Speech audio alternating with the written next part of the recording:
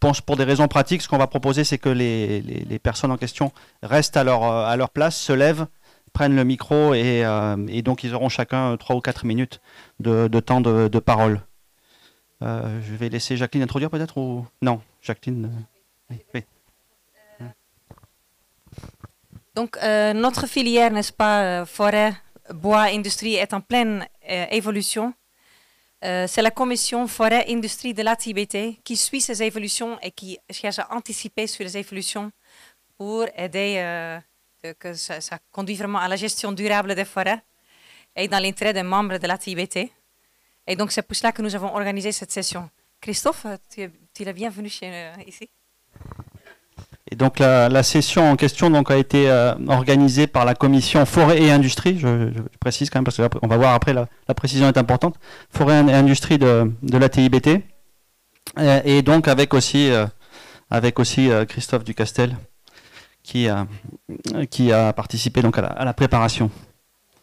Donc je vais d'abord vous faire une introduction la plus courte possible pour vous maintenir éveillé aussi et puis pour essayer de gagner un peu de temps. Donc la commission que nous animons tous les deux avec Jacqueline, elle a donc dans son champ d'action à la fois les sujets de la forêt et de l'industrie. Mais aujourd'hui, nous allons nous focaliser sur l'industrialisation. Alors tout d'abord parce que le sujet de la gestion forestière a été déjà abordé de façon détaillée dans la session précédente. Mais aussi parce que l'industrialisation de la filière, je pense, est aujourd'hui un défi majeur. Comme l'a dit Jacqueline, c'est avec de fortes évolutions, voire même on pourrait parler d'une révolution de la filière qui est en cours. Et donc un défi que nous devons relever et qui est donc au cœur des débats en ce moment. Et d'autant plus que comme nous le montrent les plans d'aménagement et comme est en train de le préciser, donc les travaux de recherche dont on a eu la présentation tout à l'heure, on voit que la ressource dans certaines essences phares qui sont actuellement vendues soit sous forme de grumes, soit sous forme de produits de première transformation, ces ressources elles vont fortement diminuer dans les années qui viennent. Et donc il est important de pouvoir maintenant valoriser également d'autres essences. Et alors ça c'est ma conviction à moi, mais je pense que la valorisation de ces essences-là, elle ne sera possible que en allant vers une transformation plus poussée, vers de nouveaux produits, avec de l'innovation industrielle qui reste la meilleure solution pour mieux valoriser les immenses ressources forestières de la région qui restent fortement sous-valorisées pour l'instant. Et donc nous sommes bien placés ici donc, au forum pour apprécier toutes les possibilités de développement de l'usage du bois, comme on peut le voir dans le salon, ou si vous allez en ville aussi en allant par exemple voir un immeuble de 6 étages qui est construit en ossature bois ici à Nantes, ce qui je pense paraît étonnant pour nous qui sommes régulièrement en Afrique et où on n'a pas l'habitude de voir ce genre de choses. Donc je vais faire d'abord un très rapide état des lieux de la filière, vraiment quelques chiffres. Et puis ensuite on va passer donc aux différents intervenants qui vont nous témoigner de leur vision de la filière. Pour avoir plus de détails aussi sur cet état de la filière, donc il y a différents documents qui sont disponibles ou qui vont l'être. Il y avait un rapport donc, que nous avions fait pour la Banque africaine de développement en 2018 qui dresse un aperçu de la filière dans la région. Il y a donc le tableau qui est dans le rapport d'activité de l'ATIBT qui donne les principaux chiffres sur la filière, et également dans les 2-3 mois qui viennent, le nouvel état des forêts va être publié, donc état des publications de l'Observatoire des forêts d'Afrique centrale sous l'égide de la Comifac. Et donc aussi nous avons aussi la carte qui montre la situation en matière de gestion forestière et de certification qui vient d'être actualisée et qui est donc actualisée régulièrement en collaboration là aussi avec la Comifac. Donc un rapide état des lieux, donc le niveau de prélèvement dans les forêts d'Afrique centrale, il stagne depuis 25 ans, il est toujours aux environs de 7 à 8 millions de mètres cubes, depuis 25 voire même presque 30 ans, et donc on ne progresse pas, on reste toujours à ce niveau-là, alors que les ressources disponibles dans la région nous permettraient, comme cela a été indiqué tout à l'heure, de doubler cette production tout en respectant les règles d'aménagement, à condition bien sûr d'aller, comme je l'ai dit tout à l'heure, valoriser d'autres essences. Pour l'instant, donc, on doit constater qu'on n'est pas vraiment parvenu à diversifier la production en termes d'essences valorisées, même s'il y a eu quelques progrès. Les 3 essences principales exploitées représentent toujours plus de 50% des volumes prélevés, donc c'est le Koumé, le Sapeli et l'Ayous. Et la région occupe une place extrêmement marginale sur les marchés mondiaux du bois, avec en valeur 1% donc de part de marché sur les échanges internationaux de bois. Et la région est quasiment absente de tous les marchés de deuxième, troisième transformation des filières de bois industrie, de panneaux, de papeterie. Pourtant, le potentiel donc, dans les forêts d'Afrique centrale est énorme, mais la filière souffre d'un manque de compétitivité avec différentes raisons, avec notamment des coûts de logistique très élevés. Donc les États de la région ont fait ce même constat, je crois que la ministre nous l'a rappelé aussi ce matin pour le Congo, et veulent donc prendre des mesures pour faire évoluer cette situation. Et ils mettent actuellement donc en place des politiques en faveur de l'industrialisation, avec notamment comme mesure phare une interdiction d'exportation de grumes qui est annoncée pour 2023 dans toute la région, avec la mise en place de zones économiques spéciales, on en reviendra sur celles existantes déjà au Gabon, des mesures fiscales comme récemment la suppression de droits de douane pour l'importation de matériel au Cameroun, et des mécanismes dont nous a parlé également Madame la ministre du Congo ce matin, visant à mettre en place des solutions d'approvisionnement en grumes d'industriels spécialisés qui viendraient s'installer et qui ne seraient pas des forestiers, ce qui marquerait là donc c'est bien ce que je disais tout à l'heure, une révolution dans la filière, puisqu'on passerait maintenant donc à une filière qui ne serait pas totalement intégrée comme elle l'a été pendant des années. Dans cette évolution que j'ai décrite, le Gabon a été précurseur en interdisant donc l'exportation de grumes déjà depuis 10 ans et en mettant ensuite une zone économique spéciale en place. Donc après une chute initiale du prélèvement en forêt, le Gabon vient maintenant de retrouver son niveau de récolte d'avant cette mesure d'interdiction, et donc sa production industrielle a maintenant donc plus que doublé, en faisant donc le leader en matière d'industrie dans la région et en faisant également le deuxième exportateur mondial de plaquage. Cependant, on reste quand même encore largement au Gabon sur une première transformation et d'essence traditionnelle avec une forte proportion d'okoumé, même si les choses évoluent, et elles évoluent même, je pense, constamment. Mais maintenant, la question, c'est de savoir comment aller vers une industrialisation plus poussée, valoriser aussi des produits connexes pour augmenter les rendements en matière. On a vu aussi un sujet qui sera important de regarder pour les autres zones économiques spéciales, certaines entreprises au Gabon qui avaient des difficultés d'approvisionnement, donc il faut bien analyser d'où viennent ces problèmes. Est-ce que ce sont des questions de mobilisation de la ressource, de capacité des exploitants, est-ce que ce sont des questions de logistique, est-ce ce qui pourrait être préoccupant, est-ce que ça peut être également une inadéquation entre la capacité industrielle qui est installée et la ressource disponible dans les essences qui sont actuellement valorisées, auquel cas donc il faudra, en tout cas principalement, une fois ce diagnostic fait, il faudra pouvoir prendre les bonnes mesures pour y remédier. Donc maintenant je vais adresser donc une première question à notre premier intervenant qui est Kumar, donc, qui a développé avec la société GSEZ la zone économique spéciale de Dunkok. No. In French it's okay? Or? English is better. In English, I will try, but and so Kumar, as I said, the economic special zone is a success story with now 1 million cubic meter of roundwood transformed in this zone. We have a lot of timber companies that have invested in this zone. That it has also enabled the valorization of low quality okume, and maybe, as I understand now, maybe new species. But I think it's also important to analyze the development of this zone, to try to learn from the lessons from this experience. And also, so I will have two questions for you. So what are now the challenges for the special economic zone in Kok, and also what will you recommend for the development of new special economic zone based on your experience? Merci. Bonsoir à tous. So for the first question, see, the zone economic of NCOC has been a journey for last 10 years. In last 10 years, our challenges, when we started the zone economic, the biggest pressure was the government had said that there will be no export, and there was so much pressure how to really transform the industry so that all the loss of job and everything can be gained back. It was not a easy challenge. So for the first few years or first 4 years of our journey, the biggest challenge was how do we attract the investors? And when we attract the investors, When we came to Gabon, everyone said there is enough forest. You bring investors, there will be no problem. In 4 years, we brought almost 40 new investors in Gabon, which were not there before. After those investors came, we had an economic zone which is 30 kilometers from Libreville, and we have forest which is all around the Libreville. There was a huge, huge challenge of logistics. And what has worked very well is that when we developed this economic zone, we did not want it to replicate the experience or replicate the expertise which already had. We divided the sector into 4 different segments. First was the forestry.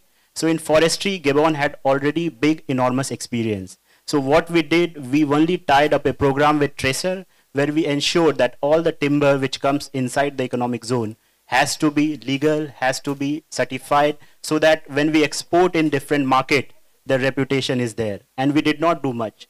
Logistic was a big problem. So we invested more than $50 million just to ensure that there is train there, there is trucks there, and still it is not enough. If you ask today, what was one single biggest challenge in Gabon? 10 years back, it was logistic, and what it has remained today is logistic. Only difference is 10 years back, we were just starting, but today we are growing at a pace of 30 to 40% year on year. So the more we invest, the more industries are coming, but the logistics still remain the big problem. What has really worked, and if you see in other places or other region, the guys who are into forestry, because the government is pushing for them to transform, but the métier is not the same. It's not the same skill, and therefore it is not getting so popularized as in Gabon. But what has happened in Gabon, when we attracted these investors, what we did, we went to the countries where these round logs were going, and we attracted those investors to come and establish in Gabon, because then they already know what is the product and where to sell. And that is why, as G says, we never invested in any industry. We attracted the expertise to bring here, and that was the 3rd segment. And the 4th segment was marketing. Marketing, as you say, it's never enough to find new product, find new country where you can do the product. So if you see in summary, the brief experience of GSAS, the first was manufacturing. GSAS did not do much, only ensure the legality and traceability part of it. Logistic was a big challenge. We have already invested in last 10 years more than 50 to 100 million, and we continue investing in order to make it more practical. For manufacturing, it's a specialist job. So we go and find the investors who has been using this timber for very long. We attract them in Gabon, give them right condition to do the industrialization, and they do the job. And marketing, we go in different forums and ensure that the marketing of the product is there, so people are more aware about how it is getting transformed, what are the products getting transformed in zone, so it can be a success story. Thank you. Thank you, Kumar.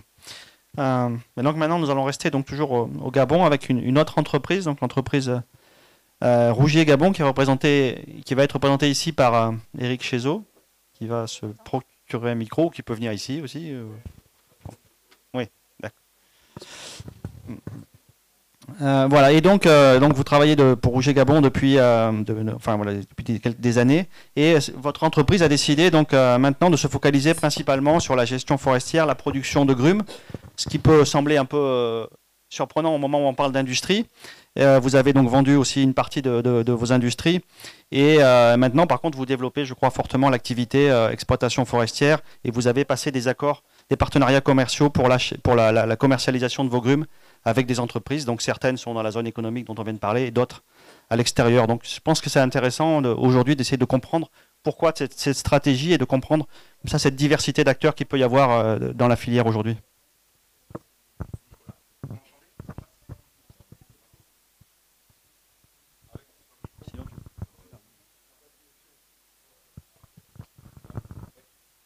Non? Ah, ça y est, c'est pas pris.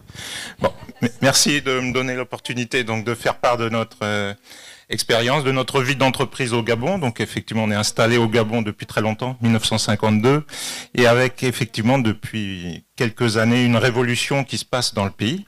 Alors notre action, nos mutations aussi que nous vivons s'inscrivent dans le sillon de la nouvelle politique nationale forestière. et notamment le programme d'accélération de cette transformation. Alors tant dans l'amont forestier, où le Gabon a décrété quelque part que la certification devait se généraliser sur tout le pays, et puis aussi par notre position en aval, notamment sur les marchés. Le groupe Rougier est présent dans une 50aine de pays dans le monde pour valoriser toutes ces productions depuis les années où on travaille donc au Gabon. Alors c'est vrai que l'industrie aujourd'hui, on pousse pour plus de transformation, plus de valeur ajoutée dans les pays, et d'un autre côté, donc cette capacité installée industrielle qui s'est vue accélérer ces derniers temps par notamment la création de cette zone économique spéciale, et aussi à l'intérieur du pays tout un tissu de nouvelles industries performantes avec des gros investissements, des nouveaux partenaires qui sont là et qui, pour certains, manquent de bois par période. Donc on s'est inscrit, on s'est refocalisé sur notre cœur de métier.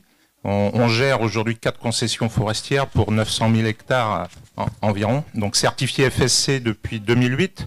On est peu nombreux au Gabon. Alors il y a une dynamique qui est en train de se mettre en place sur cet aspect-là, mais nous, on a cette expertise, cette disponibilité en ressources qu'on a depuis 2008 en certification FSC.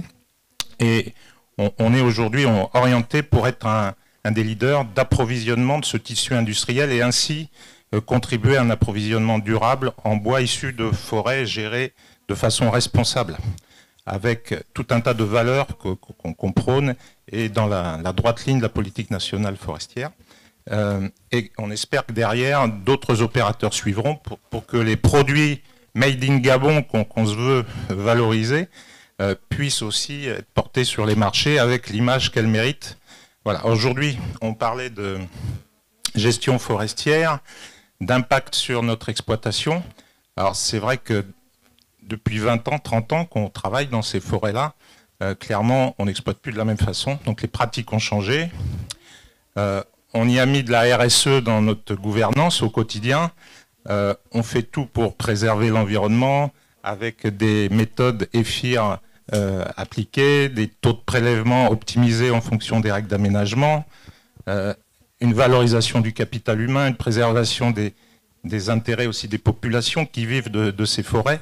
Et aujourd'hui, un gros enjeu pour aussi, un 4e axe dans notre politique RSE, valoriser les services écosystémiques dont on parlait tout à l'heure, puisqu'ils sont vitaux pour maintenir aussi économiquement durable toute notre activité. Alors si on parle des changements en forêt en termes de prélèvement, notamment, puisque c'était le débat aussi tout à l'heure, bon, il y a 20 ans, on exploitait à peu près un arbre, voire moins à l'hectare. Aujourd'hui, on peut dire qu'on est plutôt à 1,5, 2 en moyenne, donc ça a augmenté. Pour une même surface exploitée, on a vu une productivité augmenter parce qu'aujourd'hui, les qualités acceptées par les industriels en place, et ça c'est une bonne chose, ont diminué les exigences de qualité, ce qui fait qu'on peut diversifier un petit peu plus les qualités prélevées sur pied et augmenter aussi la performance économique des chantiers, le prix de revient du bois en forêt, ce qui est important pour notre activité aussi. D'autres sujets sont à développer. C'est vrai qu'aujourd'hui, les industriels en place, on le voit, suite à l'arrêt de l'exportation des grumes, on se concentre sur quelques essences. Avant l'arrêt de l'exportation des grumes, on exploitait et exportait une partie de la production, une grosse partie, et on exploitait environ entre 40 et 50 essences à l'époque. On avait fait un gros effort de promotion pour placer un certain nombre d'essences, et l'arrêt de l'exportation des grumes a fait reconcentrer à l'échelle locale une exploitation d'une dizaine, douzaine, quinzaine. Alors, on est en train d'essayer de replacer certaines essences, mais l'exercice n'est pas simple. Et par contre, il y a des opportunités. Je pense à travailler à court terme. On en parle avec les partenaires sur place, notamment la zone économique, qui peut être aussi une opportunité à ces réflexions, puisqu'elle regroupe tout un tissu industriel qui pourrait permettre de recréer des conditions favorables pour diversifier la production. La forêt gabonaise est très diversifiée en essences. On parlait d'une centaine d'essences commercialement, enfin, technologiquement connues pouvant être valorisées. Par contre, si on sort de l'Okoumé de quelques essences du premier étage, les volumes disponibles sont souvent très faibles à l'échelle des concessions et pas forcément régulièrement produits parce que la forêt est très diversifiée et ne permet pas de garantir à l'échelle d'un massif des approvisionnements durables. Donc ça nécessiterait, entre forestiers et industriels, de plus communiquer entre nous pour voir la faisabilité de pouvoir placer d'autres essences en fédérant nos connaissances de la ressource et aussi en stabilisant certains marchés si c'est possible. Tout ça dans un cadre qui doit se faire de façon économiquement viable. Voilà un petit peu mes contributions et réflexions pour le futur. Merci, merci beaucoup Eric. Donc maintenant nous allons traverser la frontière pour aller au Congo avec Monsieur Nkewa, qui est donc le représentant de la Fédération Agri-Forêt du syndicat patronal Unicongo, qui rassemble 5 des plus grandes entreprises forestières et industrielles du pays, voire même les plus grandes. Ouais, peut-être vous pouvez vous... Ouais. Donc, comme ça a été rappelé ce matin également par Madame la Ministre, le Congo a adopté en 2020 un nouveau code forestier qui prend un certain nombre de mesures s'inspirant pour certaines du modèle congolais, notamment prévu la création de zones économiques spéciales. Il est également prévu un mécanisme dit de partage de production pour pouvoir alimenter des industries nouvelles et donc garantir leur approvisionnement en grumes de ces industriels qui ne sont pas concessionnaires. Donc je voulais avoir un peu votre avis sur comment est-ce que vous percevez les changements qui se sont produits dans le pays voisin et comment vous voyez leur éventuelle adaptation au Congo.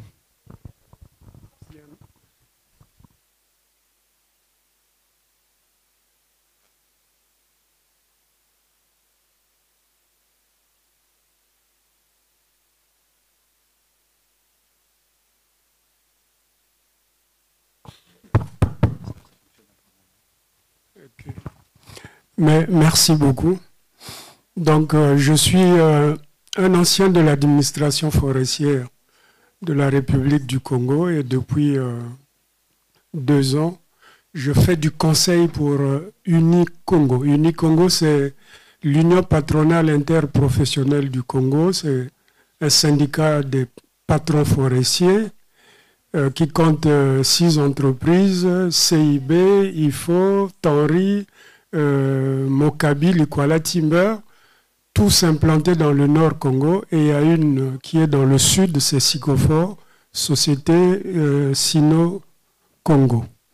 Donc, nous représentons 51% de la production grumière, c'est dire toute l'importance de cette corporation.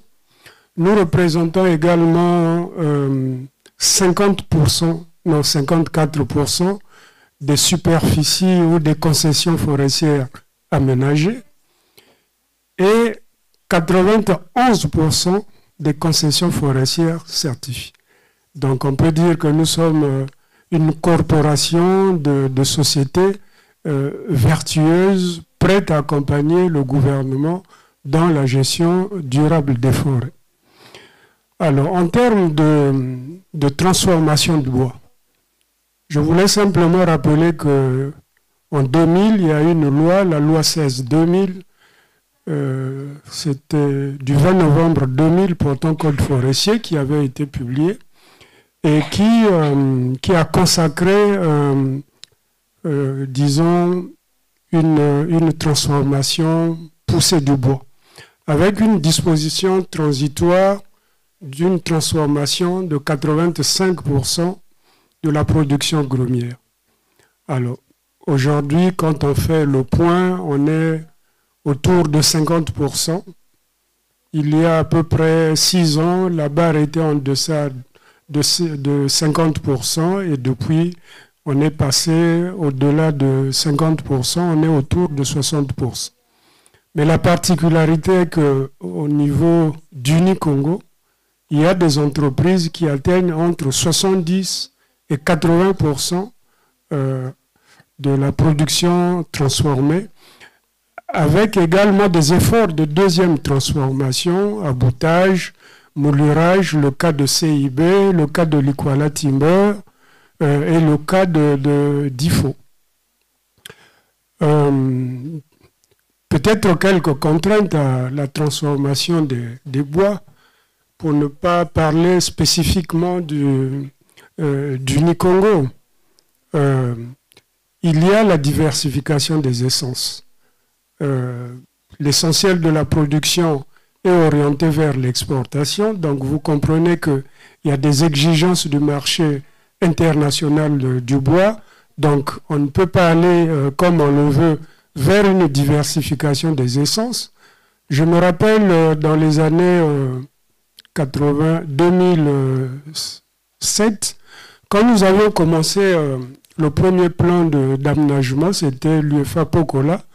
En termes d'essence objectif, nous étions à une quinzaine, mais aujourd'hui, on est entre 20 et 25 essences qui sont exploitées.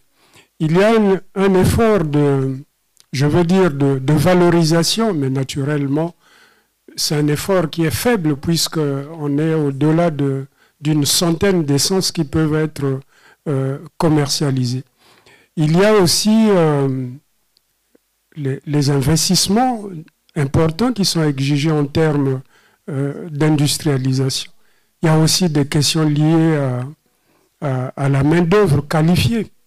Voilà un peu les contraintes en termes d'industrialisation. Maintenant, comme l'a dit tout à l'heure M. Bayol, il y a une nouvelle loi, la 33/2020, du 8 juillet 2020, qui consacre le partage de production. Donc, une partie de la production va être partagée entre l'État et les sociétés, les industriels concessionnaires, comme nous le disions. Il y a une étude qui a été réalisée par FRM, qui a fait des propositions. Le secteur privé, notamment Unicongo et Unibois, se sont retrouvés, ont demandé l'appui des bureaux d'études internationaux. Nous avions fait des observations et qui ont été transmises au ministère de l'économie forestière et nous attendons. Dans tous les cas, il s'agit d'une loi qui a été promulguée au niveau national. Nous avions intérêt à la respecter. Toute la question se pose en termes de modalités d'application du partage de production. Nous sommes dans une dynamique de gestion participative avec un secteur privé qui est le principal partenaire du gouvernement. Nous pensions que les négociations que nous allons avoir avec le gouvernement vont faire que chaque partie tire le meilleur parti. C'est-à-dire que l'État accroisse les revenus issus de la gestion des forêts et qu'on aille vers une transformation plus poussée des bois. Alors, quelles sont les mesures qui devraient être envisagées pour aller vers cette transformation plus poussée des bois? Parce qu'on est à un rendement de 33%, donc il y a des pertes énormes. Il faut aller vers une deuxième, une troisième transformation de manière à mieux valoriser le matériau bois. Il y a également la CEMAC, comme vous le savez, les ministres en charge des forêts, de l'aménagement du territoire, des finances, du plan, se sont réunis et ont reporté la date de l'interdiction d'exportation des grumes en janvier 2023. Mais comme vous le savez, cette échéance était fixée à janvier 2022 et nous avions dû, au cours du comité régional de la transformation, présenter un certain nombre d'argumentaires pour dire que les sociétés forestières n'étaient pas encore prêtes. Il y avait des études qu'il fallait réaliser de manière à permettre à ces sociétés à se préparer. Donc, il faut une concertation. Il y a une échéance qui a été retenue, janvier 2023. Aujourd'hui, nous sommes à la fin du mois de mai. Est-ce qu'au niveau des pays, il y a des concertations qui se font entre les gouvernements et les sociétés forestières pour regarder comment est-ce que cette échéance de janvier 2023 va être atteinte. Je pense que c'est important. Il faut aller à la concertation de manière à prendre en compte les difficultés des sociétés forestières. Ça, c'est d'une part, mais également les exigences qui sont fondées des gouvernements. Il faut régler la question de la formation. Nous allons vers de nouvelles technologies. Il faut former les ouvriers qualifiés. Nous avions besoin de mettre en place des structures de formation professionnelle continue. Et à cet effet, je regarde Madame Lardy. Je pense que le projet ADEFAC est vraiment le bienvenu. Nous avions la possibilité de faire le point sur les besoins de formation. Il y a déjà une formation qui a eu lieu dans les autres pays, en RDC, au Cameroun, et au Gabon et au Congo cette année 2022.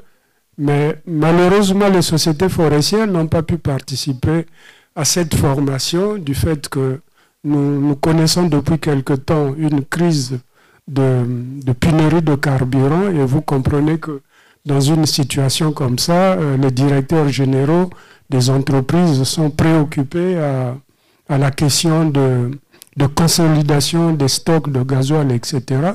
Mais nous avions demandé à Madame Lardy que la formation se fasse en milieu forestier. Brazzaville, certes, c'est la capitale, mais quand on parle des problèmes forestiers, c'est mieux d'aller à Pokola, à Ngombe, etc.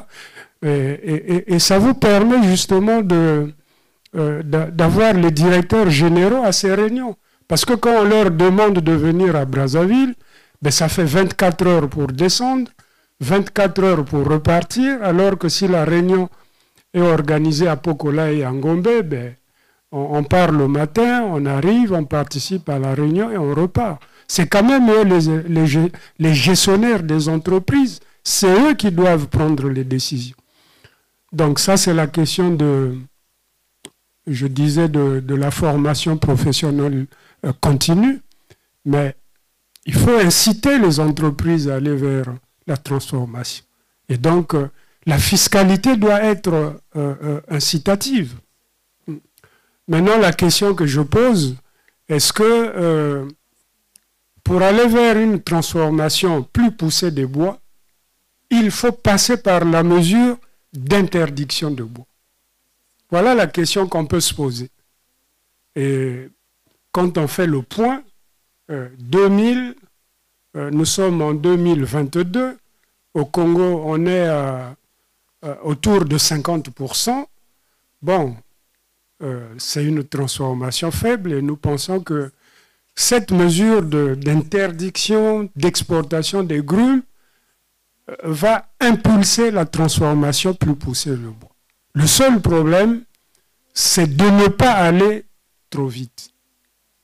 C'est de réfléchir, de laisser le temps aux acteurs de présenter leurs préoccupations et de regarder ensemble comment on peut, je veux dire, retenir une échéance qui permette à toutes les parties de tirer le meilleur parti, si vous me permettez la tautologie.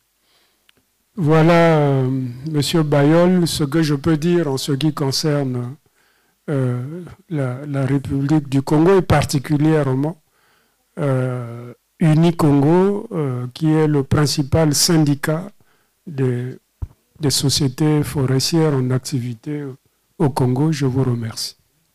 Merci, Monsieur Nkawan. Je me rends compte que finalement, cette session va susciter beaucoup en tout cas enclencher beaucoup de débats et que malheureusement, nous n'avons pas le temps de les poursuivre ici, mais il y a bien sûr d'autres cadres pour pouvoir continuer à le faire au sein du forum dans les 2 jours qui suivent encore, et puis également au sein de notre commission Forêt et Industrie, où nous continuons à échanger entre nous sur ce sujet crucial. Maintenant, nous allons aussi nous interroger un peu sur quels sont les leviers. On a déjà un peu vu avec les intervenants précédents quels pourraient être les leviers pour aller vers une industrialisation plus poussée et une meilleure valorisation des ressources forestières. Et donc, alors normalement, nous devions avoir l'association professionnelle UFIGA du Gabon aussi présente, mais malheureusement, il y a eu un empêchement de la part le représentant n'a pas pu venir du fait d'un problème de visa. Et donc, il a fait passer les messages de son syndicat à Jacqueline, qui va donc vous les exposer brièvement. Oui, bonjour tout le monde. Je suis Jacqueline, donc l'ARDI de l'ATIBT. Mais maintenant, je mets l'autre casquette. Je suis Jacqueline l'ARDI de l'UFIGA. L'UFIGA est membre de l'ATIBT. Et comme ils n'ont pas pu être ici, je suis donc juste là pour les prochaines 5 minutes. Je suis l'UFIGA. L'UFIGA au Gabon a des membres forestiers industriels et aussi des membres qui sont des industriels, qui sont basés à Libreville, qui sont basés à Port-Gentil. Mais surtout ça, de purs industriels sont au bout de la rue ou de chemin de fer ou de cours d'eau, en tout cas les voies de communication, comme on les appelle. Ce sont de purs industriels qui sont là depuis des années, qui étaient là longuement avant l'installation de zones économiques spéciales et qui n'ont pas bénéficié des avantages qui existent aujourd'hui dans les zones économiques spéciales. Ils ont investi eux-mêmes dans leurs équipements et ils ont eu des accords avec des forestiers pour se faire approvisionner. L'UFIGA salue vraiment positivement les zones d'économie spéciale. L'UFIGA dit c'est important pour le pays parce qu'il fallait développer l'industrie. C'est une très bonne chose de l'État de l'avoir fait. Et bien sûr, de nouvelles industries qui ne connaissent pas le Gabon ne seraient pas venues s'il n'y avait pas une promesse des incitatifs fiscaux. Par contre, maintenant, il y a au Gabon assez de transformateurs, de déroulage de locomés notamment. Et donc, il ne faudra surtout pas ajouter d'autres. Dans les zones, il ne faut plus, dans de nouvelles zones d'économie spéciale ou les zones d'économie spéciale qui existent, il ne faut plus des industriels, d'autres industriels dans le même domaine, parce qu'ils risquent de remplacer ceux qui existent déjà. Et là, donc, on dépasse l'objectif du gouvernement. Le gouvernement veut attirer de nouveau. Les anciens qui sont là, ils payent déjà le taxe. Donc, si on va maintenant faire tellement de concurrence, en fait, déloyale, parce que les autres ont beaucoup d'avantages, et on va pousser les autres à la faillite, ça veut dire qu'on n'a pas atteint l'objectif. Il faut que les industriels qui existaient déjà puissent continuer à exister et à être approvisionnés. Ça, c'est le point numéro 1. Le point numéro 2, il y a 4 points. Le point numéro 2, c'est que les entreprises qui sont là depuis un petit moment à Hancock, qui tournent, qui ont trouvé le marché, qui fonctionnent, qui ont des employés, comme le Fonds mondial comment on appelle ça quoi, le Fonds mondial, le FMI, des investissements, Fonds monétaire international, excusez-moi, je dois le connaître par cœur, mais ça m'a échappé. Le FMI l'a clairement conseillé au gouvernement aussi. Aujourd'hui, le gouvernement manque beaucoup de revenus. Parce que il y a ces entreprises qui sont déjà bien installées, qui pourraient payer leurs taxes, ne le font pas parce qu'ils sont de très longues périodes de défiscalisation. Donc ça, c'est quelque chose aussi qui est vraiment à considérer. Une fois qu'une entreprise est bien installée, il fonctionne, il a les employés, il a des marchés, il a des débouchés, il faut donc entrer dans l'assiette fiscale de l'État. Troisième chose, c'est ça sur lequel M. Kumar il a insisté tout à l'heure. Chaque entreprise industrielle souffre de problèmes logistiques. L'état de route, les routes sont de mauvaise qualité. Le chemin de fer, qui n'a pas assez de locomotives ni de wagons, qui a tout le temps de déraillement à cause de produits miniers qui sont transportés par ce même chemin de fer, ne fonctionne pas. Donc il y a un réel problème d'approvisionnement à cause de problèmes logistiques, en fait, la situation logistique du pays. Ça, c'est primordial. Que ce soit pour des entreprises dans la zone économique spéciale ou en dehors. C'est quelque chose qui mérite beaucoup de l'attention. Une zone d'économie spéciale, un arrêt d'exportation de grumes seul ne va pas résoudre le problème d'approvisionnement. Très malheureusement, il faut les routes. Il faut les routes en bon état. Troisième point,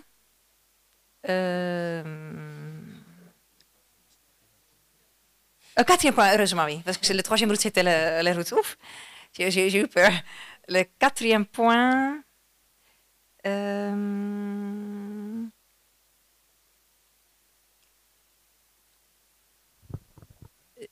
me va me revenir tout à l'heure. Tu reprendras. Oui. On va continuer. Oui. Le quatrième point de Luvia va me revenir. Je vais prendre mon téléphone, excusez-moi. Oui. Oh, oui. Merci beaucoup, Jacqueline. Donc maintenant, on en parle aussi depuis des années. On en a parlé aussi hier et il va y avoir, je crois, aussi une session sur le sujet. Pour réussir à industrialiser, pour avancer, pour mieux valoriser la ressource, il faut pouvoir exploiter maintenant d'autres essences. Alors il faut quand même reconnaître que si on a avancé sur d'autres sujets, on n'a pas fortement avancé sur celui-ci. Et donc on a voulu alors avoir un témoignage sur ce sujet donc de Emmanuel Groutel, qui est expert forêt et bois et qui vous avez eu il y a quelques années à développer un marché pour une nouvelle essence, le Gombé. Il y a quelques autres essences qui ont pu être développées au Gabon, je pense notamment au Béli il y a quelques années, quelques exemples de ce type, mais encore une fois, on est encore loin du compte. Donc maintenant, on voudrait vous demander un peu comment est-ce que le développement de cette nouvelle essence, de ce marché, a été possible. Comment est-ce qu'on peut faire maintenant pour l'étendre encore à d'autres essences, et notamment à des essences qui pourraient présenter des volumes plus importants que le Gombé. Je commence par la fin, il n'y a pas de solution miracle. Hein. Comme ça va être très clair. Bon, souvent, en matière d'essence moins connue, on commence par la forêt, l'inventaire, bon, évidemment, la fine connaissance de la ressource, c'est quelque chose d'indispensable, de nécessaire, donc inventaire, topo, la dynamique forestière dont il a été question précédemment. Tout ça, c'est indispensable. Mais ça ne suffit pas. On a utilisé le mot logistique. La logistique peut tuer la promotion d'une essence, hein, tout simplement. Les réglementations, les savoir-faire, les compétences vont déjà valider des possibilités. Mais un truc auquel je ne crois absolument pas, c'est de mettre les potentialités forestières en équation, et en disant il y a tant de millions de mètres cubes de ceci, de cela, et on va mettre en place des ratios, des quotas, et ça va sortir tant de millions de mètres cubes. J'ai entendu des chiffres qui venaient de toi tout à l'heure, de doublement de production. Bon, les promesses n'engagent que ceux qui veulent bien les entendre. Je suis loin de penser comme ça.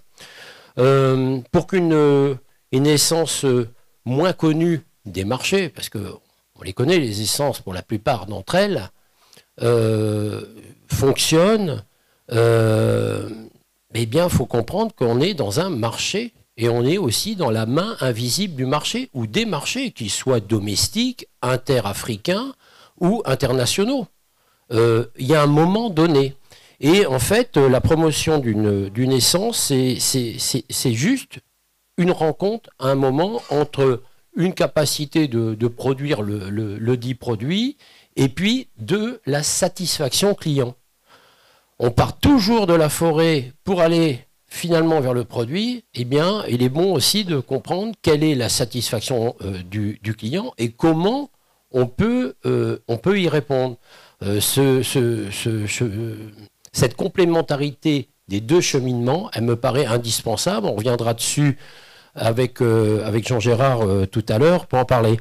Alors le projet auquel j'ai participé, c'est celui de la promotion d'une essence, un regroupement de d'Idélocia pour les spécialistes, en l'occurrence le Gombé.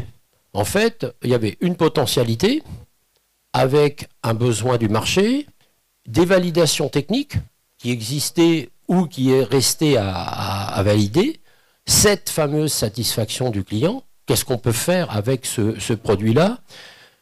Un savoir-faire et un marketing intégré. Quand je dis le marketing intégré, le marketing, il est... Là, je suis en train de faire le marketing du Gombé. Dans la recherche qui est menée auprès du CIRA, du FCBA, de SHR et de tous les autres, la technique fait partie aussi du marketing. Et puis, il faut qu'il y ait une possibilité de massivité de l'offre. C'est vrai qu'en passant de l'exportation de grumes à l'exportation de produits transformés, on a tout de suite réduit les potentiels. Lorsqu'il y avait 50 mètres cubes de telle ou telle essence à exporter à l'époque, il y avait toujours un marché qu'on trouvait à tel ou tel moment. 50 mètres cubes à mettre dans une usine aujourd'hui, c'est juste ingérable. Donc la massivité de l'offre, donc ça fait quand même pas mal de cases à cocher pour lancer une essence. Pour conclure, parce qu'il y a un dépassement horaire qui est assez fou dans ces sessions, c'est une volonté farouche, c'est un travail immense que de lancer une nouvelle essence. Ce n'est pas quelque chose qui se décrète, encore moins politiquement. Je ne crois pas du tout que ça soit une décision administrative ou politique. Alors, nos grands anciens connaissent ou connaissaient à peu près toutes les essences africaines. La plupart ont été testées. Je pense que là où il va y avoir un changement, c'est le passage du concept d'essence au concept de produit. Avec les produits collés, avec les contreplaqués, des choses comme ça, c'est sûr que les mixtes d'essence permettront de faire autre chose autrement. Voilà, donc c'est cette rencontre, cette maturité. En fait, mon travail de promotion du Gombe a été facilité parce qu'il y a moins de sapélites disponibles, parce qu'il y a moins de choréa, moins de méranti disponibles en provenance de Malaisie et d'Indonésie, et que c'est une bonne essence qui arrive au bon moment. Donc le timing, ça ne se décide pas, et il faut avoir un peu de réussite, un peu de chance.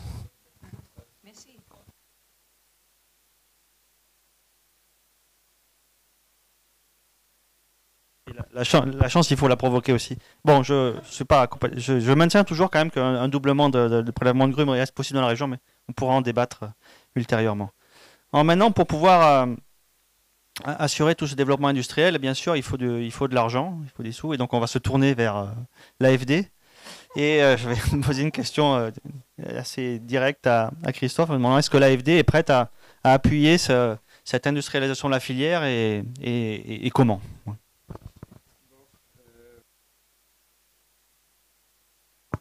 Oui, c'est bon. Bon, l'argent, c'est moi. Je suis heureux de le découvrir. Je m'en doutais un petit peu. Non, je crois que juste peut-être quelques mots très très rapides, parce qu'il y a eu déjà beaucoup de choses qui ont été dites par les uns et par les autres, en particulier par Monsieur Nkewa. Je crois que tout le monde a, me semble-t-il, à peu près en tête ce qu'essaye de faire l'AFD dans le secteur forestier, avec bien évidemment cette question qui est pour nous centrale de la déforestation et de ses impacts en termes de climat et de biodiversité. On a déjà évoqué ça, donc je ne vais pas y revenir. Ce qui nous a amené, et là aussi j'insisterai pas trop parce que je pense que tout le monde a à peu près ça en tête, sur cette idée qu'il était effectivement nécessaire de soutenir cette question de l'exploitation durable des ressources, des plans d'aménagement, etc., etc. Et il ne vous a pas échappé, ou en tous les cas, je le rappelle si c'est nécessaire, que l'AFD est une banque et que à ce titre-là, donc, elle délivre des produits financiers, essentiellement des prêts à de multiples opérateurs, qu'ils soient privés ou publics. Et simplement pour rappel, l'essentiel des plans d'aménagement que nous avons soutenus ces 30 dernières années, en particulier dans le bassin du Congo, l'ont été à travers le financement de prêts, alors soit en direct auprès des opérateurs industriels, soit à travers des lignes de crédit auprès des banques locales. Mais c'est essentiellement à travers ce vecteur en fait des prêts aux opérateurs industriels qu'on a pu effectivement mettre en place et soutenir ces plans d'aménagement et ces plans de gestion dans une bonne partie des entreprises de la région. Néanmoins, et c'est peut-être juste là-dessus que je voulais peut-être insister rapidement, on reste intéressé et attentif au développement du secteur industriel. Et me semble-t-il pour essentiellement deux raisons, peut-être même trois, mais enfin on va dire deux raisons essentielles. La première, c'est que pour lutter contre la déforestation ou pour réduire l'impact des sociétés humaines sur les écosystèmes naturels, il faut pouvoir donner une valeur à ces écosystèmes et à ces forêts en particulier. Et leur donner une valeur, c'est donner une valeur aux produits qu'on exploite. Et plus on est capable d'assurer la valeur ajoutée des produits qu'on sort de la forêt, meilleure sera la valorisation qu'on peut afficher ou qu'on peut présenter à l'économie nationale de façon générale, mais aux industriels en particulier. Et donc pour nous, le soutien au secteur industriel, c'est en cohérence avec l'exploitation d'une ressource durable pour permettre effectivement une meilleure valorisation de ces produits. Alors, valorisation de ces produits, ça veut dire bien évidemment d'aller plus loin dans la transformation, ça veut dire d'améliorer effectivement les rendements au niveau de ces filières industrielles, et on a évoqué effectivement un certain nombre de pistes qui sont déjà largement mises en œuvre par certains opérateurs sur ces questions de valorisation de la ressource. Et puis je crois qu'il y a un autre point qui me semble important et qui n'a peut-être pas été suffisamment souligné ici aujourd'hui, c'est finalement le poids de cette filière au niveau des sociétés et des populations de nos pays du bassin du Congo. Et on est dans des pays qui ont une jeunesse importante, des besoins d'emploi considérables, et probablement que les filières bois dans l'ensemble de ces pays du bassin du Congo peuvent contribuer de façon assez significative à apporter une réponse à la demande d'emploi des jeunes pour leur permettre de trouver un emploi et bien évidemment de valoriser l'économie nationale. Donc il y a vraiment un enjeu majeur au développement de ce secteur industriel, que ce soit pour la valorisation de la forêt, que ce soit pour l'emploi au niveau du pays. Alors j'évoquais un troisième point, mais qui est un corollaire finalement du deuxième, c'est que promouvoir l'emploi, ça suppose bien évidemment d'avoir des populations et des travailleurs qui sont formés et compétents, et là aussi, au même titre que les besoins d'emploi, il y a une nécessité à améliorer la capacité des populations à travailler dans ces filières, d'où l'importance qu'on attache par ailleurs, au-delà du secteur industriel, au secteur de la formation et au développement des capacités dans nos différents pays du bassin du Congo. Bon voilà, je vais m'arrêter là pour le moment. Merci en tous les cas.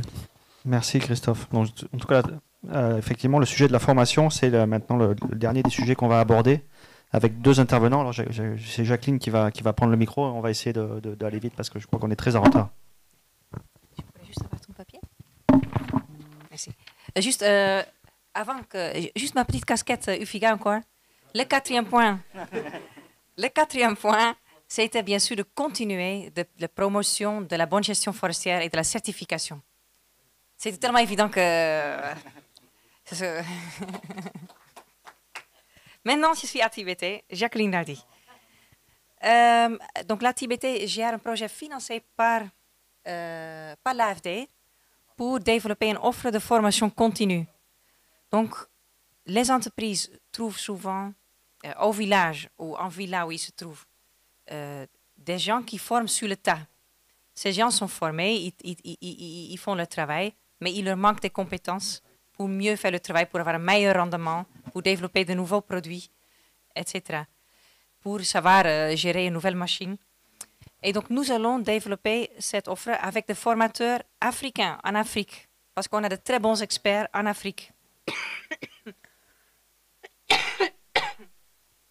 Et pendant ce projet, nous avons rencontré des personnes exceptionnelles qui ont été formées aussi comme formateurs. Et donc, il y a 2 personnes ici avec nous. Il y en a d'autres qui ont été formées, mais pour des contraintes de temps, je voudrais demander donc 2 personnes de venir ici, un après l'autre.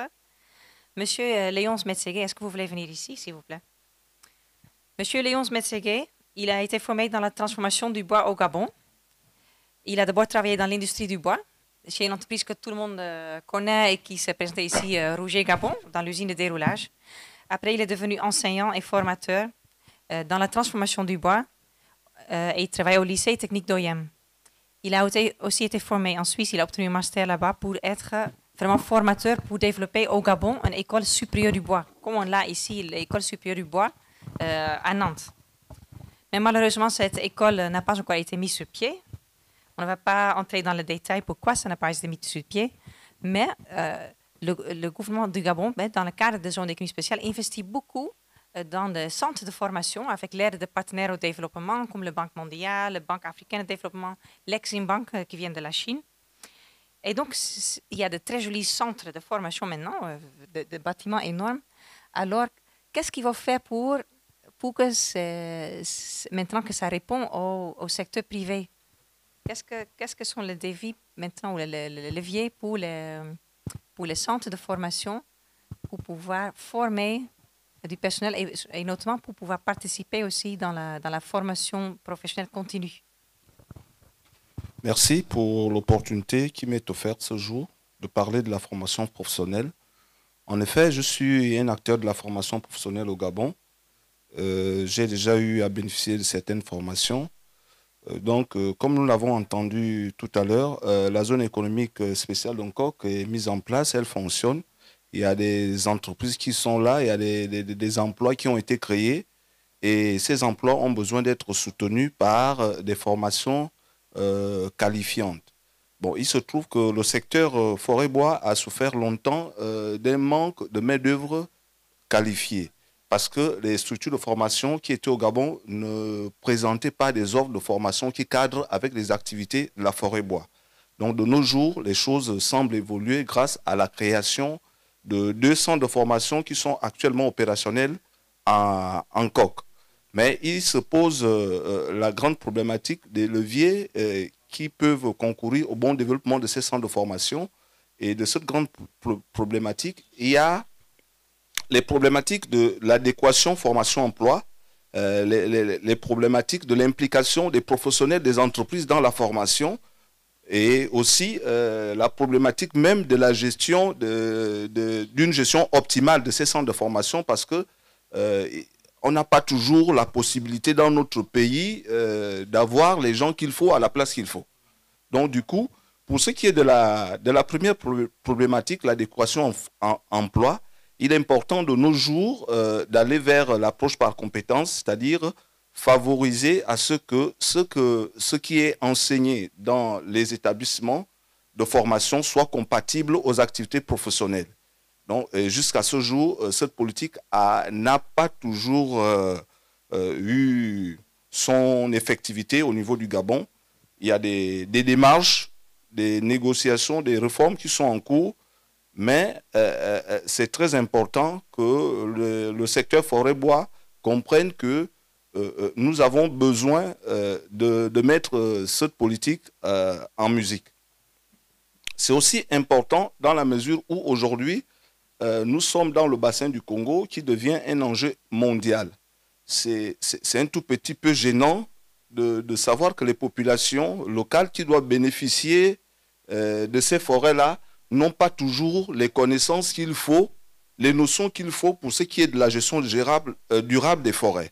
Donc nous pensons que la question de la formation professionnelle peut régler la vulgarisation des notions liées à la gestion durable de nos forêts.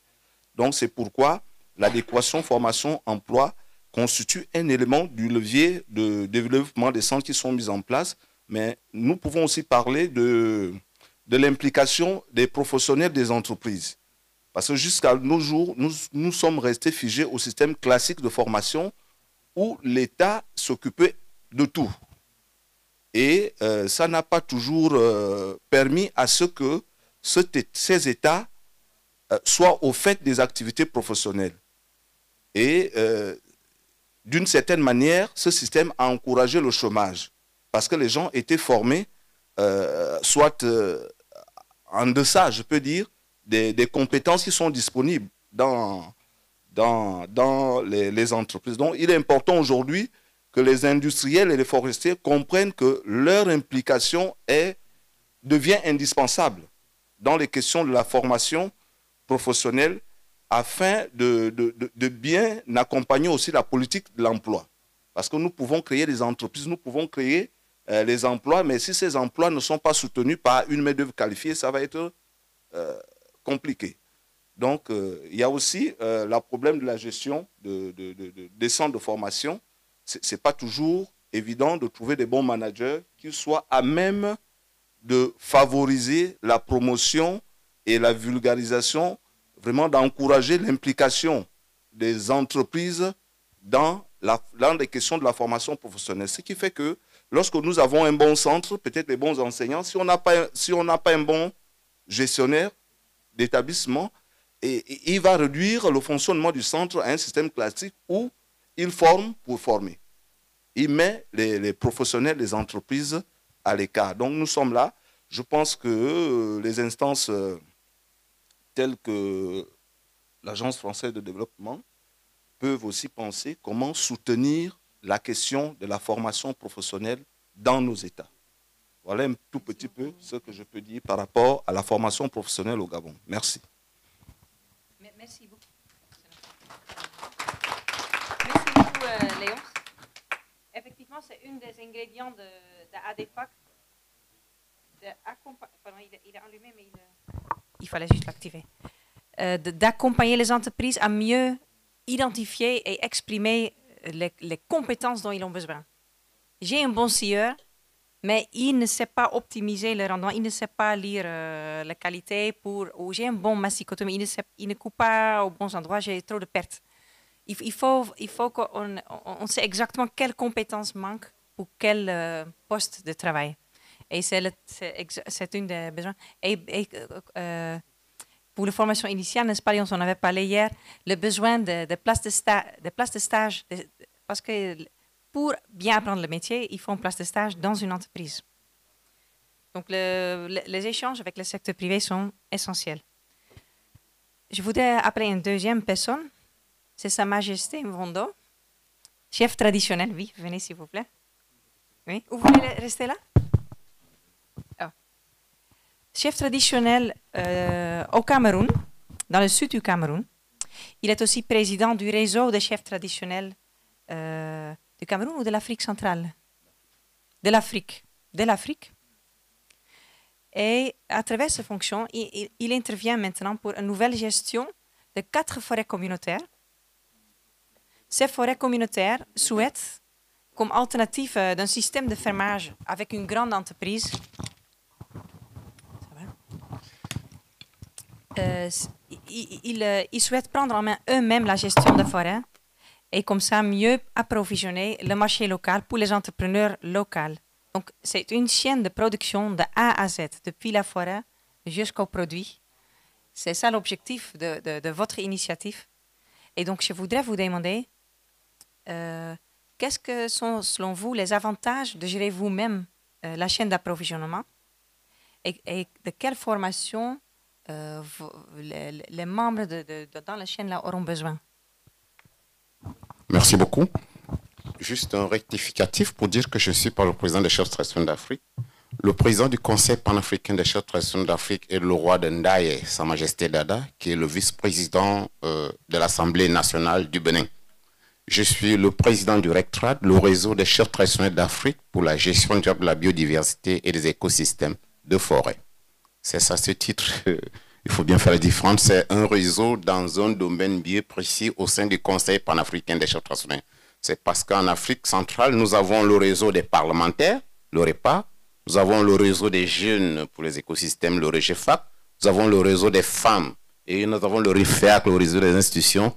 C'est comme ça que le réseau des chefs traditionnels, qui est en réalité cela qui représente les communautés en toute légitimité. Parce qu'on avait l'impression que c'est toujours les ONG, des organisations associatives qui parlent des communautés, alors qu'il y a vraiment ceux qui peuvent parler au nom des communautés parce qu'ils ont cette voix-là. C'était juste une précision. Je suis Sa Majesté Vondo Bruno, donc Vondo Abosolo, Abosolo Sambang, et Sambang Abosola Fana, Fana Koko, et Koko Mongo. Mongo Mamba, Mba Yete Ngina Misoma Fana Fanije, Mambo Kwa, et Mbo. C'est la généalogie qui me transporte ici.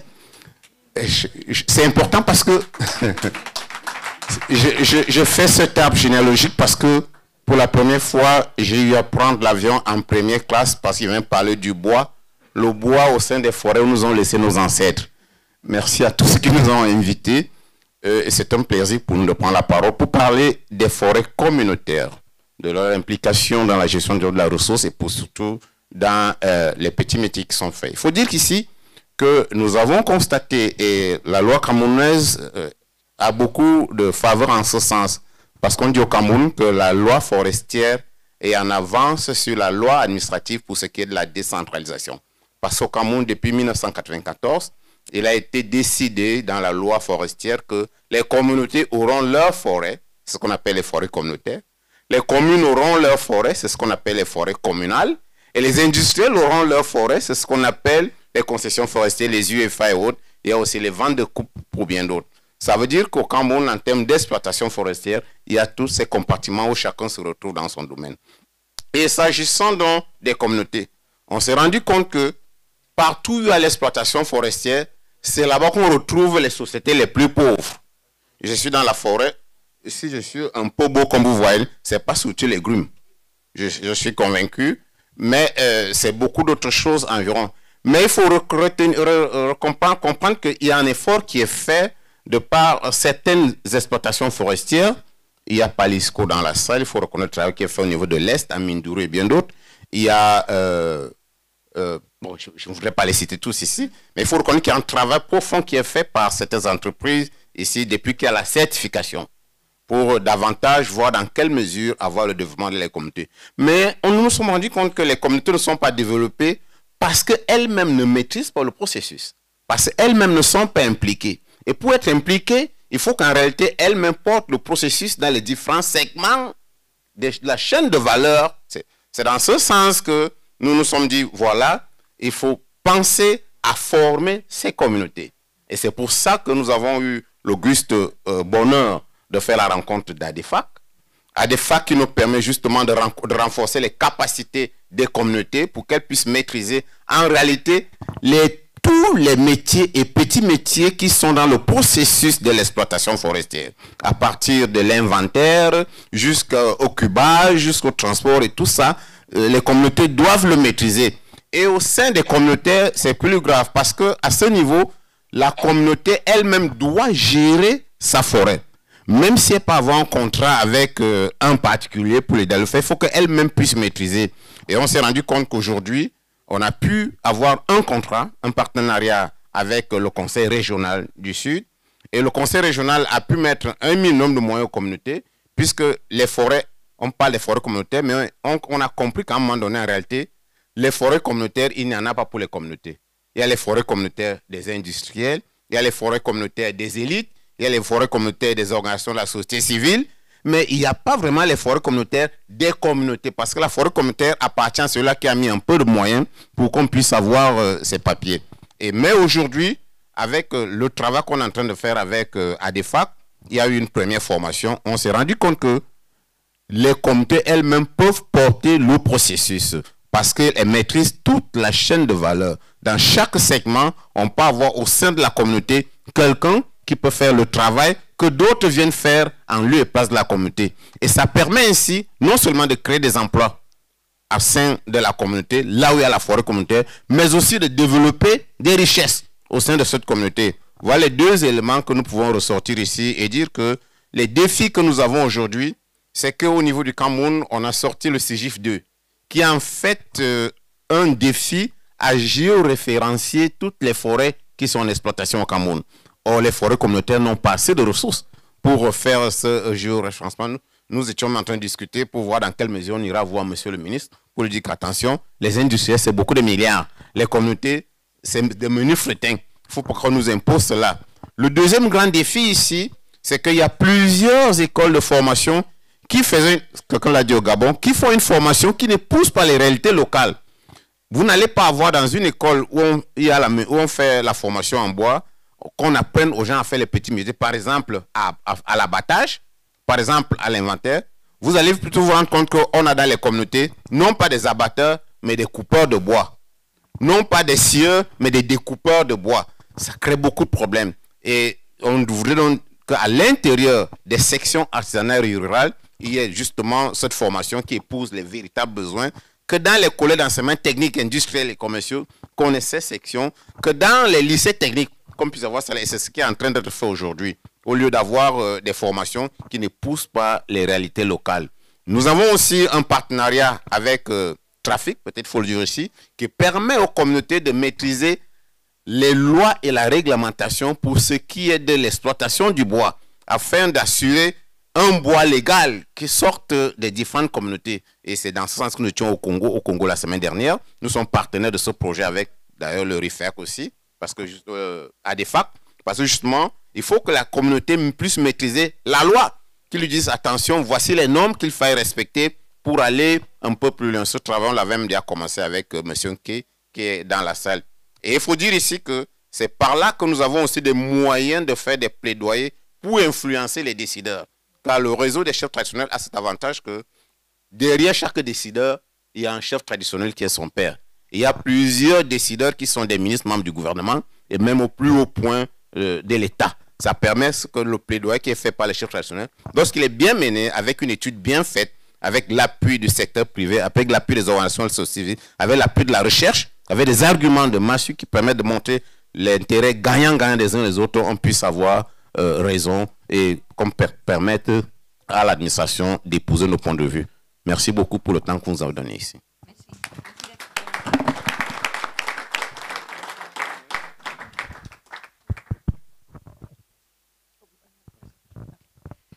Merci beaucoup. Nous avons fait un petit tour. Plusieurs personnes ont parlé ici. Est-ce qu'il y a peut-être une ou deux personnes qui ont juste un point à ajouter? Un petit point. Merci Jacqueline. Mathilde Buriot, je travaille à l'Institut Forum qui accompagne aujourd'hui la TIBT dans ADEFAC. La question de la formation professionnelle, elle est centrale. Elle est très soutenue par l'AFD, hein, en fait. L'AFD est vraiment très, sans parler à votre place, hein, mais l'AFD a investi énormément d'actions sur la question de la formation professionnelle. Elle n'est pas dissociable d'une réflexion sous la forme chaîne de valeur. C'est-à-dire que la formation professionnelle, c'est aussi une chaîne de valeur qui implique, on va dire, une mutation à une échelle assez importante qui va certes du centre de formation, mais qui ne va pas sans se raccrocher à toute la dimension gouvernance. Est-ce que l'apprentissage existe légalement? Est-ce qu'il n'existe pas? Est-ce que les établissements de formation sont autorisés par la loi à fonctionner avec le secteur privé? C'est-à-dire, est-ce qu'on peut avoir un projet d'établissement intégré? Et ça, c'est tout un tas de questions qui se posent. Par exemple, la formation continue bénéficie-t-elle aux entreprises? Si oui, sous quelle forme? Comment est-elle financée? Est-ce qu'il y a une taxe professionnelle? Est-ce qu'elle est collectée? Si elle est collectée, comment est-elle redistribuée et gérée? Donc, en fait, la formation professionnelle, l'enseignement technique, qu'il soit au niveau initial ou en formation continue, c'est en soi une chaîne de valeur dans lequel, là, sur ce projet ADEFAC, deux secteurs, en fait, et donc deux chaînes de valeur distinctes sont en train de se rencontrer. Ce qui est intéressant dans cette rencontre, c'est qu'en fait, mon sentiment, moi, aujourd'hui, après quelques temps de fonctionnement avec ADEFAC, c'est que c'est une chaîne de valeur très structurée, où il y a beaucoup d'acteurs et d'acteurs qui se connaissent, qui se côtoient, qui avancent ensemble. Et c'est intéressant parce que du coup, ça peut servir pour l'intégralité de la réflexion de formation professionnelle comme un effet de levier, comme un secteur d'opportunité pour avoir un effet de levier sur la chaîne de valeur formation professionnelle au Cameroun, au Congo, au Gabon, en RDC, ailleurs, où en fait déjà en plus il n'y a pas des niveaux de chaîne de valeur qui sont harmonisés. C'est-à-dire que la formation professionnelle, elle va être plus ou moins bien structurée. On parlait par exemple des petits métiers ou des autres métiers. Ça, c'est un répertoire national. C'est un répertoire national des emplois, métiers et compétences. Il n'existe pas partout.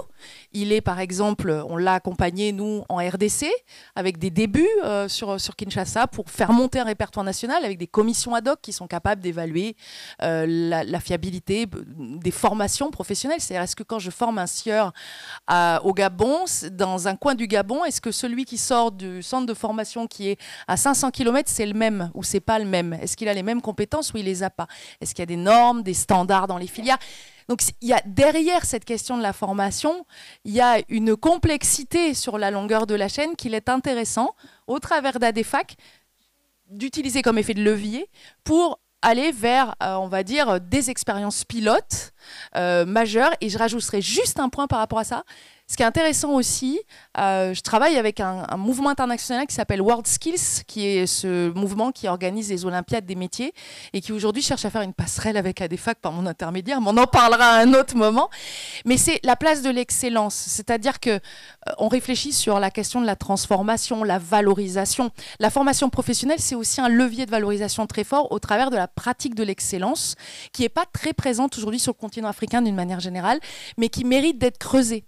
Parce que c'est aussi un levier et c'est un vecteur de transformation de la vision de l'enseignement technique. Parce qu'il faut penser au fait que dans les sociétés, alors de manière internationale, globalement, l'enseignement technique, il est mal vu. Quand vous êtes parent, ce que vous pensez, c'est que votre enfant va faire un doctorat, pas devenir boulanger ou sieur, parce que c'est quand même sociologiquement et socialement moins bien perçu. Et tout ce travail autour de l'excellence, c'est aussi une valorisation auprès des familles, etc., pour promouvoir le fait que la formation technique, elle a du sens et elle crée de la réussite. Voilà. Merci. Non, Oui. Oui. Non, je suis pas sûr qu'on ait... Il y a encore une session, je crois. Monsieur Ngueyep, il est président oui, du ouais. Cameroun, de la Fédération. On demande à chacune juste être très vite.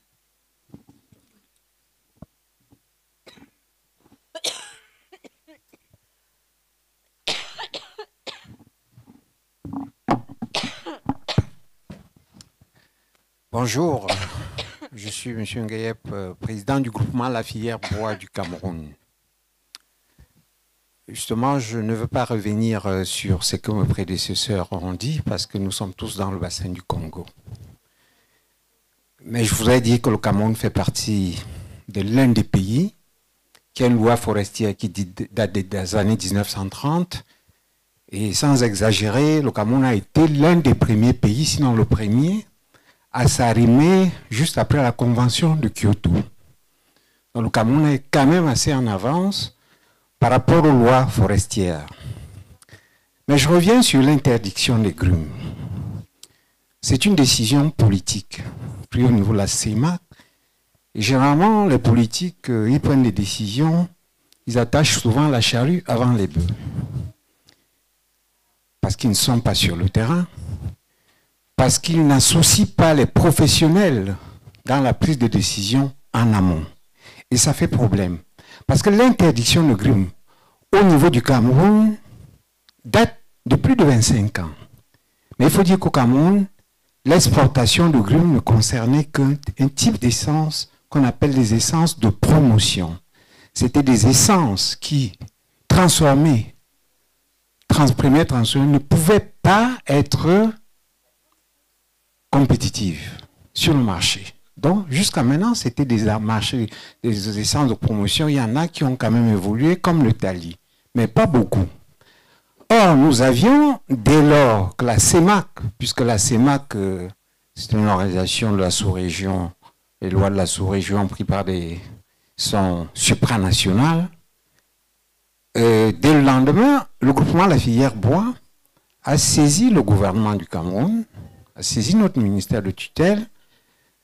On fait comme si, justement, le bois qui, jusqu'à maintenant, le bois, il y a déjà une certaine certification. Donc, cette loi vise plutôt à donner de la valeur ajoutée. On pense en fait qu'en donnant la valeur ajoutée, ça va nous rapporter beaucoup plus de devises, ce qui est bien pensé, mais il faut des préalables. Et l'un des handicaps de nos pays, c'est l'énergie. C'est l'énergie, que ce soit en quantité ou en qualité. Or, pour faire de la valeur ajoutée et avoir des produits compétitifs, il faut de l'énergie. Deuxièmement, on a fait comme si, en interdisant dès le lendemain, tous les grumes exportés devaient être transformés. L'exemple du Gabon nous a prouvé le contraire. Deuxièmement, il faut savoir que la plupart, 95% des unités de transformation tournent 24 heures sur 24. Donc pour produire plus, il faut investir. Or, on ne peut pas investir si on n'est pas sûr de trouver le débouché. Premier problème. Deuxième problème, l'outil de transformation en matière de la filière bois, ce n'est pas du matériel qui se vend en vitrine. C'est-à-dire, vous n'allez pas vous dire, voilà, je commande ceci, il faut le commander. Il faut des délais de construction, ainsi de suite et tout. Donc, on ne peut pas mettre un délai comme ça. Du coup, en 2022, tout le monde savait que ça ne peut pas tenir, nous autres professionnels. Parce que même si on est d'accord de transformer davantage, d'ailleurs, on ne transformera pas toutes les essences, mais il faut le temps d'installer, d'avoir des machines. Autre chose, la plupart des ministères dans la sous-région, les ministères des forêts, c'est des ministères à la verticale. Quand j'entends la verticale, c'est-à-dire en fait ces unités de transformation, vous avez dans tous ces ministères des directeurs de transformation, directeurs de l'industrie. Alors qu'en fait, tous nos plans d'investissement, les facilitations sont faits pour le ministère de l'Industrie. Généralement, pour eux, l'exploitant forestier, ce n'est pas un industriel. Ce qui fait que les industriels eux-mêmes, les opérateurs, n'ont pas une vue. Je prends l'exemple du Cameroun. Nous avons l'API, Agence de promotion des investissements. Or, dès le lendemain, on a dit oui, vous pouvez, vous, les exploitants forestiers, vous adresser à l'agence de promotion des investissements pour avoir des facilités. Sauf qu'au niveau de l'agent, tous ceux qui sont déjà installés sont considérés comme des entreprises anciennes et n'ont pas les mêmes facilités. C'est-à-dire les facilités, c'est pratiquement la moitié, donc ce n'est pas un truc incitatif. Nous avions immédiatement saisi le ministre des Finances parce qu'en fait, c'est lui qui est en charge des facilités. Nous avions posé ces préalables, l'énergie, nous avons posé la problématique des formations, nous avons posé la problématique même des normes. Le Cameroun, c'est un pays, parce que le bois s'utilise beaucoup en matière de génie civil de construction des bâtiments. Mais vous imaginez, vous prenez un bâtiment, au Cameroun, même le ministère, d'une porte à une autre, chacun sa dimension. Ce n'est pas le cas dans ces pays-ci. Vous n'allez pas faire venir un industriel pour lui dire d'attendre, que vous venez passer commande, il va prendre des mesures de vos portes et tout. Voilà autant de défis que nous avions posés comme préalable, qui a donc été obligé que le gouvernement recule en 2023. Et je vous assure, même en 2023, ce n'est pas évident. Parce qu'également, aujourd'hui, il y a la crise. Il y a la crise et ça va faire une perte énorme pour le gouvernement et également pour les entreprises. C'est pour que demain, quand on se revoit demain, vous vous dites que oui, pourquoi, ainsi de suite. Il y va de l'avantage de chaque pays, de transformer davantage, mais il faut des préalables et ces préalables-là sont indispensables pour qu'il y ait un gain. Voilà donc ce que je voulais ajouter. Je vous remercie. Vraiment, merci beaucoup. C'est très important. Il y a une dernière session qui doit démarrer. Après, vous êtes tous invités au stand de l'ATIBT pour un cocktail. Mais je ne vois pas les deux personnes. C'est quoi? Oui? Ok. Je laisse Hortense. On va en parler. Je suis vraiment désolée. Pardon? Et la session suivante? La dernière session. Justement, je ne vois pas Emmanuel.